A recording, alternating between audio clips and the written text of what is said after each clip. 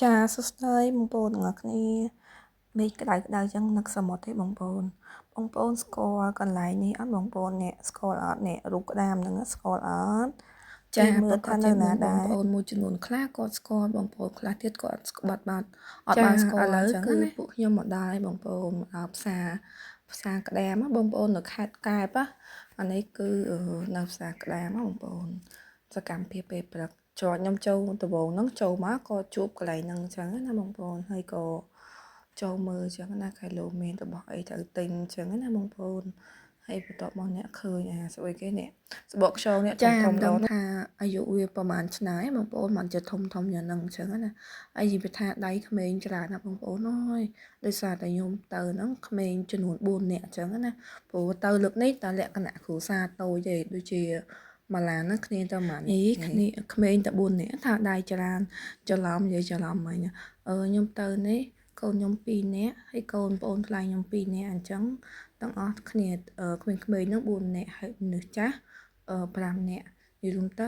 លើកនេះអត់កម្រងហើយលក្ខណៈគ្រួសារតូចអញ្ចឹងណាតែគ្នាសរុបទាំងអស់ទាំងក្មេងទាំងចាស់9ចាឥឡូវបានចូលម្ដងក្នុងហើយបងប្អូននិយាយថាខ្ញុំឃើញមកធំហើយខ្ញុំខ្វល់កមែនតើហ្មងព្រោះខ្ញុំមកដែរឃើញមកធំអញ្ចឹងហើយតមកទៀតគោលដៅគឺចូលក្នុងផ្សារក្តាមហ្នឹងដើម្បីទិញបាយទិញម្ហូបអីគ្រឿងសមុទ្រហ្នឹងយកទៅញ៉ាំនៅកន្លែង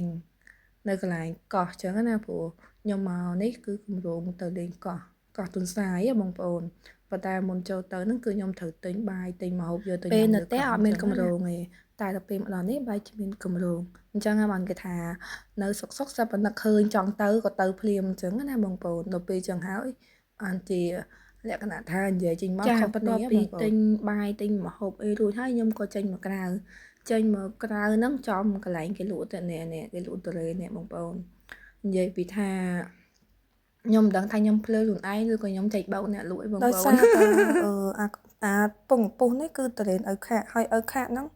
ភាគច្រើនមិនភាគច្រើននិយាយរួមទៅឲ្យទៅដល់ខែតរេនគឺខ្ញុំអត់ដែរញ៉ាំទេខ្ញុំញ៉ាំតែម៉ាន់ថងអញ្ចឹងណាហើយដល់ពេលប្តីខ្ញុំគាត់លក្ខណៈតែភាំងដល់ពេលអញ្ចឹងទៅគាត់ចែកអត់ដាច់ភ្លេចទិញតរេនព្រោះខានទិញតរេនយូរភ្លេចដល់ពេលអញ្ចឹងហើយបានអាចជ្រុលតថ្លៃមកគេហើយក៏យកទៅឲ្យគេពុះអីចឹងទៅបានមកផ្អាប់បានសម្រាប់តែអ្នកឃើញអត់តែសាច់វាធំណាបងប្អូននៅផ្លែវាក៏ធំដែរខ្ញុំមិនដែលឃើញឲ្យផ្លែធំចឹងហ្នឹងនិយាយមែនធ្លាប់ឃើញផ្លែទូចមកដល់ថ្ងៃនេះនៅតែមានអ្នកអត់ទាន់ជឿទេថាមិនដែលគ្រាន់តែខាត់ស្ក្រាប់សោះហើយអីក៏សាច់ស្អាតអញ្ចឹងប្រាប់ត្រង់ក៏បងស្ក្រាប់នេះវាមិនស្ក្រាប់ធម្មតាទេណាស្ក្រាប់ដាក់ប្រេងចិនសែនណាបងសួរតែបងប្អូនអ្នកគាត់ធ្លាប់ប្រើស្ក្រាប់ហ្នឹងទៅដឹងហើយដាក់នៅលើស្បែកតែមកសន្ទុះឲ្យឡងតិចបោះហើយយកហ្មងបើសិនជាស្ក្រាប់ធម្មតាដែលគ្រាន់តែដាក់គ្រឿង ingredient អីចូលគ្នាយកមកខាត់នៅលើស្បែកទទួលស្គាល់ថាវាត្រឹមតែម៉ត់ឲ្យលងទន់ភ្លឺតិចតួចប៉ុន្តែចំពោះស្ក្រាប់ប្រេងចិនសែននេះវិញបើសិនជាបងប្អូនជាអ្នកចូលចិត្តប្រើស្ក្រាប់ប្រកាសជាលាន់មកថាវាមិនជាស្ក្រាប់ទេគឺវាលើសពីស្ក្រាប់ធម្មតាហ្មងហើយមិនបាច់តប្រើមកកំប៉ុងពីកំប៉ុងឬក៏មកឈុតពីឈុតមិនដឹងទេណាប្រើតែលើកដំបូងម្ដងទៅបងប្អូននឹងដឹងចម្លើយដោយខ្លួនឯងដឹងចាំបាច់ខ្ញុំប្រាប់ទេហើយពេលហ្នឹងខ្ញុំជឿបងប្អូនចាបន្ទាប់ពីទិញតរេនឪខាក់ហ្នឹងមកផ្អាប់ហើយខ្ញុំក៏ប្រាប់ថាកូនខ្ញុំក៏អត់ញ៉ាំទេឪខាក់ហ្នឹងអញ្ចឹងដល់ទិញម៉ាន់ថងមួយទៀតឥឡូវក៏តថ្លៃគាត់ទិញម៉ាន់ថងមួយទៀតអ្នកបងប្អូនឥឡូវថែមបានមកផ្អាប់ទៀតហើយយំទៅឪខាក់ហ្នឹងឲ្យតែទិញហើយគឺកូនខ្ញុំអត់ញ៉ាំទេពួកអីទោះបីគាត់ចូលចិត្តយ៉ាងណាក៏អត់ញ៉ាំដែរព្រោះគាត់ថាហ្នឹងទន្ទុំអត់ឆ្ងាញ់តាំងពីចេះកូនខ្ញុំចេះញ៉ាំតរេនមកគាត់អត់ដែរញ៉ាំទេឪខាត់ហ្នឹងគាត់ញ៉ាំតាមប្រភេទម៉ាន់ថងអញ្ចឹងណាដល់ពេលអញ្ចឹងហើយគាត់គ្រាន់តែប៉ះទៅទន្វៈហ្នឹងគាត់ថាអត់ញ៉ាំទេគាត់និយាយទៅហេតុតែម៉ែស្គាល់ចិត្តកូនច្បាស់ក៏សម្រេចចិត្តថាទិញតរេនម៉ាន់ថងហ្នឹងមួយផ្លែទៀតហើយមួយផ្លែហ្នឹងមិនមែនតូចទេណាបងប្អូនមួយផ្លែ3គីឡូជាងហើយទៅសរុបមកតរេន2ផ្លែហ្នឹងអស់100000ជាងចាឥឡូវអ្នកលក់ពងបកអញ្ចឹងណាបងប្អូនបកគេបកតរេនហ្នឹងទៅគ្រាន់តែឃើញសាច់មកលក្ខណៈតាហៀទឹកមកទៅបងប្អូនព្រោះសាច់វាច្រើនហើយនៅពេលប៉ាខ្ញុំឃើញទ្រាំបានគាត់បេះមួយយកមកភ្លក់សាកមើលឆ្ងាញ់អត់ចឹងណាចាបន្ទាប់ពីទិញតរេនរួចពួកខ្ញុំក៏ធ្វើដំណើរមក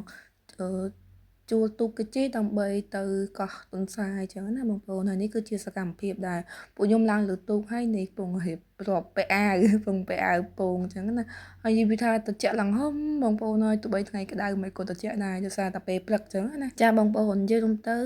អាចនិយាយបានថាលើកទី1ហើយដែលខ្ញុំជិះទូក ទៅកោះឬក៏ជិះទូកនៅលើទឹកសមុទ្រអញ្ចឹងណាហើយមានអារម្មណ៍ថាសប្បាយផងភ័យផងអរផងអញ្ចឹងណាដោយសារតែវាជាលើកទី1របស់ខ្ញុំនិយាយពីថាអូដល់ពេលអញ្ចឹងមានអារម្មណ៍ថាប្លែកអារម្មណ៍ព្រោះយើងលក្ខណៈ បងប្អូនឃើញខលខ្លឹមឯកាអត់នេះគឺជាលេខទាំងអស់ skin seven ដែលទៅចូល stock ហើយអាហ្នឹងគឺជាក្លិនយូរយកបងប្អូននេះគឺក្លិននេះនិយាយទៅក្លិននេះគឺបងប្អូនយើងគាត់ប្រើចូលចិត្តប្រើខ្លាំងមែនតើព្រោះដោយសារក្លិននេះគឺជាក្លិនដែលវាលាបទៅយើងស្វីតអ្នកដែលចិត្តស្វីតនិយាយថាមានក្រាស់មានអីចង់ទៅសារភាពក្រាស់ណាប្រើក្លិននេះទៅនឹងតែគេ say yes ហ្មងដោយសារតែក្លិននេះគឺលក្ខណៈក្លិនផ្អែមឈ្ងុយជាប់ខ្លួនជាប់ក្អែកហើយចង់ប្រាប់បងប្អូនថាចេះឥឡូវហ្នឹងលេខដែលបងប្អូន លក្ខណៈថាចេះ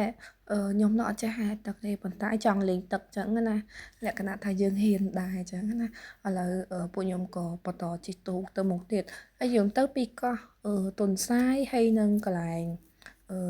អីគេកន្លែងទូកហ្នឹងកន្លែងទិញសមុទ្រហ្នឹងគឺមើលឃើញបងប្អូនយើងទៅមើលឃើញអាចនិយាយបានថាចិត្តដែរចឹងណាហើយពេលព្រឹកហ្នឹងពេលព្រឹកចឹងអត់សូវមានខ្យល់ឬក៏រលកខ្លាំងទេរៀងស្ងប់ស្ងាត់ប៉ុន្តែកុំស្ដាប់សលេងបងប្អូនអើយសលេងឡើង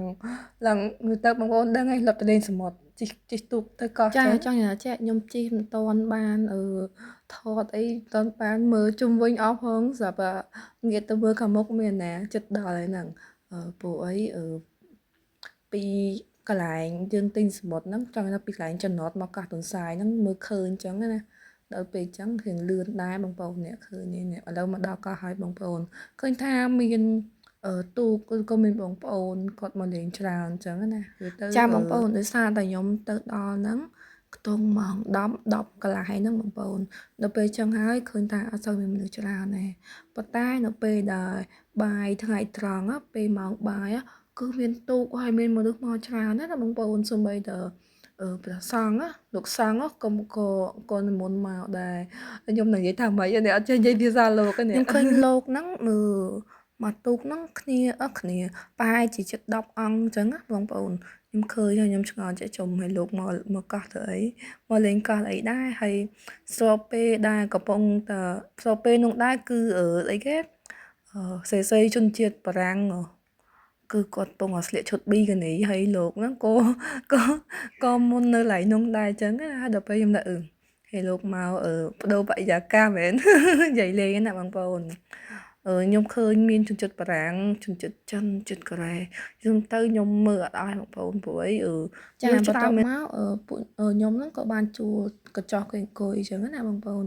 ហើយពេលហ្នឹងគឺខ្ញុំទឹមចម្លែកមើលខ្លួនឯងណាបងប្អូនរាល់ថ្ងៃមើលដែរប៉ុន្តែមើលអត់អស់អញ្ចឹងណាចម្លែកក្នុងចិត្តសក់ខ្ញុំគឺដោះវែងលឿនមែនតើហ្មងកាលមុននេះសក់ខ្ញុំគឺខ្លីអញ្ចឹងណាបន្ទាប់មកតាំងពីកាត់សក់ខ្លីមកគឺខ្ញុំប្រើសាប៊ូកក់សក់ឌីវ៉ាហ្នឹងបងប្អូនប្រើសាប៊ូហ្នឹងមើលទៅប្រើឈុតសាប៊ូហ្នឹងហ្មងដល់ពេលហើយមានណារាល់ថ្ងៃចងលើកចងដល់ពេលដល់ថ្ងៃនោះតម្លាក់សក់ទៅឃើញតែសក់បើលឿនអញ្ចឹងណាទៅសាប៊ូនេះគឺល្អខ្លាំងមែនតើហ្មងបងប្អូនសក់ដុសលឿនចាឥឡូវក៏ដល់ពេលត្រូវដល់ម៉ោងញ៉ាំបាយណាបងប្អូនដល់ម៉ោង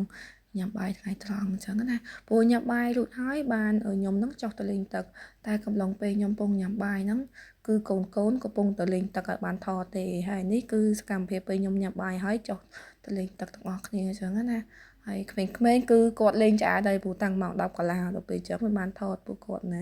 នេះឲ្យនៅសារកូនត្រេនមួយនេះនៅលេងរហូតលេងតាំងម៉ោង10កន្លះរហូតដល់ម៉ោង2ហើយនិយាយពីស្បែកហ្នឹងខ្មៅបងប្អូនអើយដៃផងមុខផងនឹងខ្មៅហ្មងខ្មៅមកកណាត់ទៅដោយសារតែពេលចុះទៅលើទូកអុកភ្លាមពួកគាត់ដូរខោអាវហ្នឹងចុះទឹកលេងទឹកហ្មងហើយដល់ពេលហើយពួកខ្ញុំមានបានលាបលេកាពីកម្ដៅថ្ងៃឲ្យគាត់ណាដល់ពេលអញ្ចឹងស្បែកមុខគាត់ហើយនឹងដៃគឺឡើងខ្មៅមកកណាត់ហ្មងហើយចាបងប្អូនអរគ្នាហើយវីដេអូហ្នឹងក៏អត់មានអីច្រើនណាបងប្អូនមានតែប៉ុណ្្នឹងទេណាអរគុណច្រើនជម្រាបលាជួបគ្នានៅវីដេអូក្រោយបាយបាយ